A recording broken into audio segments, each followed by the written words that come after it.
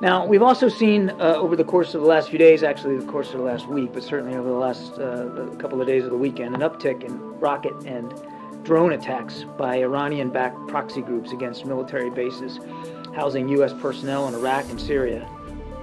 And we're deeply concerned about the potential for any significant escalation of these attacks in the days ahead.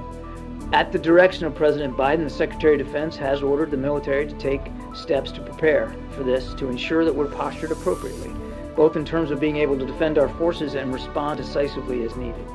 The Secretary of Defense has directed 2 carrier strike groups to the region, and we are now sending more air defenses to U.S. air bases in the region.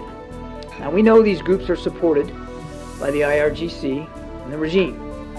We know Iran continues to support Hamas and Hezbollah. And we know that Iran is closely monitoring these events and in some cases actively facilitating these attacks and spurring on others who may want to exploit the conflict for their own good or for that of Iran. We know Iran's goal is to maintain some level of deniability here, but we're not going to allow them to do that. We also are not going to allow any threat to our interest in the region to go unchallenged. We demonstrated last week that we have and will use the military capables available to us to protect and defend those interests. And those capabilities are getting bigger and better every day. As President Biden has said, our message to any hostile actor seeking to escalate or widen this conflict is very simple. Don't do it. That takes some questions.